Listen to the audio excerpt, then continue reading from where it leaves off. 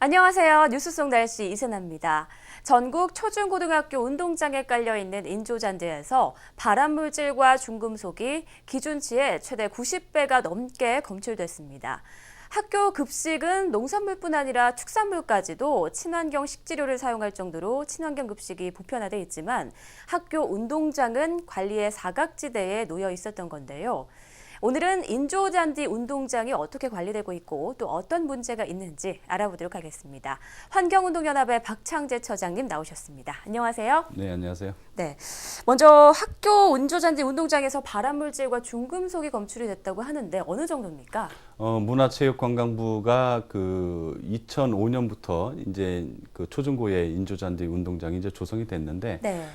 그 중에서 100군데 정도에 대해서 조사를 했어요. 네. 거기 인조잔디의 구성을 보면 인조잔디 파일이라고 하는 플라스틱 재질의 인조잔디 파일이 있고 그다음에 푹신하게 하고 이 인조잔디 파일을 고정시켜주는 충진제라고 해서 고무칩을 많이 깔게 되는데 네. 이 두 개에 대해서 주로 조사를 한 겁니다. 그래서 인조잔디 파일은 아마 이 색상을 녹색으로 칠하기 위해서 안료라고 하는 것에 이제 중금속인 납성분이 네. 많게는 기준치 60배 이상 이렇게 나온 곳이 한 14군데 있는 것으로 밝혀졌고, 그 다음에 이제 계속 해마다 문제가 됐던 이 고무 충진제, 이제 사용 기한이 늘어나면서 계속 이 가루로 바뀌고 여기 자체에 여러 중금속이나 발암물질이 많이 들어있다. 그래서 이 문제가 됐는데 이 중에서는 100군데 중에 한 19군데가 기준치를 초과하는 것으로 나왔어요. 그래서 상당히 좀 심각하다고 보여지는데 이 기준치라고 하는 것도 사실은 최소한의 안전장치일 뿐이고, 특히 이제 초등학생들 같은 경우는 상당히 어린이들이기 때문에 취약하거든요. 그래서 이렇게 놓고 보면 지금 기준치가 넘은 게 이 정도인데 어린이들에게는 더 영향이 클 거라고 보여집니다. 네, 말씀하신 것처럼 기준치를 초과한 곳이 100군데 가운데 19군데인데 정말 현재 상태는 좀 심각하다고 보여지네요. 현재 그런데 1,600개 정도의 학교 운동장에서 인조 잔디를 사용하고 있다고 하더라고요. 상황이 얼마나 심각하고 얼마나 유해하다고 봐야 할까요? 이제 보통 환경부에서 제시하고 있는 내구 연한 사용 기한이라고 이제 정해놓은 거는 한 7에서 8년 정도 돼요. 네. 근데 자주 사용하거나 이제 많이 사용하는 운동장은 실제 7, 8년 정도의 내구 연한을 갖기 어렵고 한 4, 5년 정도밖에 되지 않죠. 그러니까는 지금 2010년 이전에 조성된, 그러니까 지금으로부터 4, 5년 이상 된 7, 8년 가까이 된 이런 인조잔디 운동장이 1,000개 정도 있다고 보시면 됩니다. 근데 여기에 대해서 전수조사를 다 한 것이 아니기 때문에 얼마나 큰 영향이 있고 유해 물질이 많이 있다라고 밝히기는 어렵습니다. 그래서 아마 문화체육관광부에서 전수조사를 하겠다고 하니까 그 결과를 보면 정확히 알 수 있을 것 같고요. 네. 지금 현재 사실은 KS라고 해서 한국기술표준에 적용되는 거는 이 충진제로 사용하는 고무칩에 한해서만 하고 있어요. 그래서 아까도 이제 말씀드린 것처럼 유해한 물질이 나온 인조 잔디 파일의 경우에도 빨리 KS 기준을 적용해서 관리 매뉴얼을 만들어서 관리해야 되는 상황입니다. 네, 파일은 아직 KS 기준이 만들어져 있지 않은 상태군요. 말씀을 들어보니까 유해물질의 원인이 사용 가능 횟수가 지난 충진제, 즉 고무칩에 있다는 말씀이신데요. 그럼 먼저 인조잔디를 쓰는 이유가 무엇인지부터 좀 알아봐야 될 것 같습니다.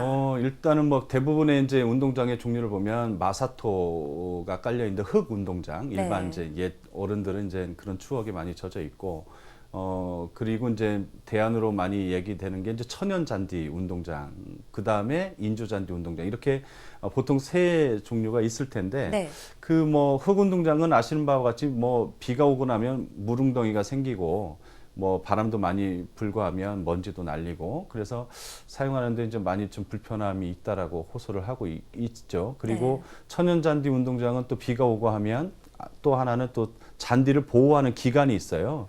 우리도 이제 가끔 서울 광장, 시청 광장 앞에 잔디를 보호하기 위해서 사용을 금지하는 휴식연제 하듯이 기간을 정해서 그렇게 하다 보니까 그거에 비해서 인조잔디 운동장은 사계절 내내 쓸 수 있고, 그리고 관리에 있어서도 용이하고 또 저렴하다라고 하는 이런 경제적인 이유를 꼽기 때문에 인조잔디를 많이 선호하고 특히 뭐 저희가 또 이제 조사를 해보니까 흙운동장인 경우와 인조잔디 운동장에서 아이들이 얼마나 많이 점심시간에 뛰어노나 네. 보니까 한 30배 이상 그 인조잔디 운동장에서 많이 그 뛰어노는 네. 걸 볼 수 있습니다. 그만큼 그 안전성에 있어서나 쿠션 여러 가지에서 선호하고 있는 게 맞는데 가장 결정적인 이유는 그 문화체육관광부라든지 그 교육청이라든지 지방자치단체에서 인조잔디 운동장을 조성할 때 많은 비용을 지원을 해주고 있기 때문에 네. 그 학교 당국이라든지 학교 운영위원들이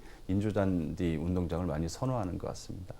아무쪼록 아이들이 좀 맘 놓고 뛰어놀 수 있는 운동장이 많아졌으면 좋겠는데요. 인조잔디 운동장의 개선책은 어디에 있다고 보십니까? 일단 지금 인조잔디 운동장이 한 1,600개 정도 있거든요. 네. 그리고 해마다 한 200에서 300개 정도를 또 조성을 하게 되고 그리고 사용 연한이 다 되거나 해서 이젠 교체를 하거나 개보수를 해야 되는 이런 인조잔디 운동장이 늘어나고 있기 때문에 여기에 대한 전수조사를 해서 얼마나 유해한지를 그 조사할 필요가 있고 거기에 대한 대책으로 이제 개보수를 하거나 보완을 해야겠죠. 그래서 기존처럼 그 뭐 폐타이어 고무가 이제 많이 위험하고 유해하기 때문에 요즘은 생활 고무나 신소재 고무를 이제 많이 쓴다고는 하지만 이거 자체도 여기 발암 물질이나 중금속이 많이 있거든요. 네. 그래서 그 오히려 더 전환을 좀 해서 뭐 천연칩이라든지 이런 친환경 소재로 교체하는 게 무엇보다 중요할 것 같고 두 번째로는 그 학교 운동장을 이렇게 인조잔디 운동장으로만 획일화하는 것이 결코 뭐 바람직해 보이지는 않아요. 오히려 아이들이 그 이런 자연 친화적인 교육 공간, 그리고 공급자 위주가 아니라 수요자인 학생들이 보기에 어떤 게 더 그 좋은 환경과 좋은 공간인가 이렇게 놓고 보면 오히려 흙 운동장을 서울시 교육청 같은 경우는 이제 권장한다고 하고 있는 것처럼 좀 학교 운동장을 다양화할 수 있는 이런 방안들이 모색돼야 된다고 보고요. 그리고 미국의 일부 주 같은 경우는 인조잔디 운동장을 아예 유해성 때문에 금지해야 하는 곳도 있고요. 예. 일본의 도쿄 같은 경우는 아예 학교 운동장을 녹지로 다 조성하거나 학교 숲을 만든다거나 생태 연못을 조성하는 이런 붐이 일고 있습니다. 그 정도로 학교 운동장을 좀 자연 친화적인 공간으로 녹지로 그래서 체험도 하고 교육적 가치도 높일 수 있는 이런 그 연병장 개념의 운동장뿐이 아니라 이렇게 녹지와 숲을 조성하는 것도 여러 가지로 모색되는 게 좋겠습니다. 네. 이제 뭐 학교 급식에 있어서는 뭐 한동안 문제점이 확 드러나면서 많이 개선된 것으로 보이는데 이제 좀 운동장에 그 관심이 좀 집중돼야 할 때가 아닌가 이런 생각이 드네요. 네, 오늘 말씀 고맙습니다. 네, 고맙습니다. 학교 운동장은 학생들이 학업 스트레스를 가장 건전하게 해소할 수 있는 공간인데요. 그 공간에서 뛰어놀면서 건강을 위협받는 셈입니다. 지속적으로 나베에 노출되면 신경계 질환 발병 우려가 큰 것으로 알려지고 있는데요. 유해 물질에 취약한 청소년들의 건강을 위해서 중금속 허용 기준을 강화할 필요가 있어 보입니다. 뉴스 속 날씨 오늘 준비한 소식은 여기까지입니다. 시청해주신 여러분 고맙습니다.